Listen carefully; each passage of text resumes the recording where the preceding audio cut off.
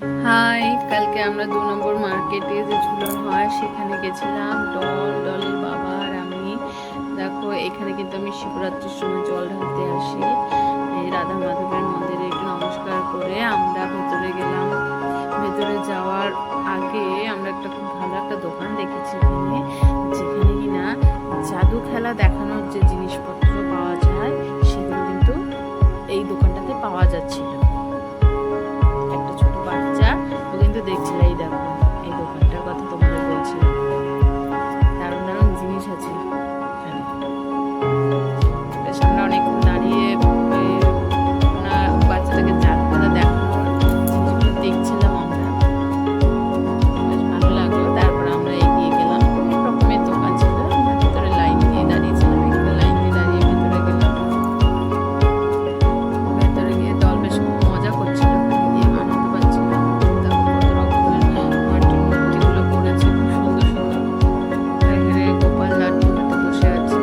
তারপর ভেতরে গেলাম। ভেতরে যাওয়ার পর একটা শো দেখালো,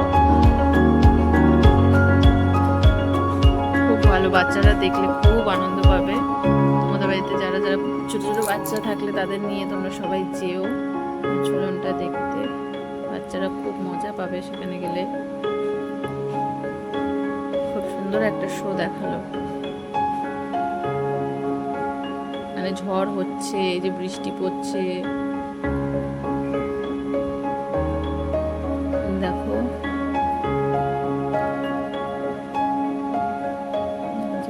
লোকজন ছোটাছুটি করছে, তাদের ঘর বাড়ি পড়ে গেছে।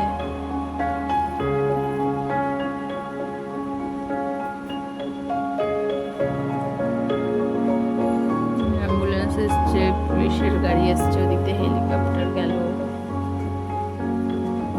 লাস্টে আবার একটু লাইটিং করছিল, ওরা লাইটিং দেখালো।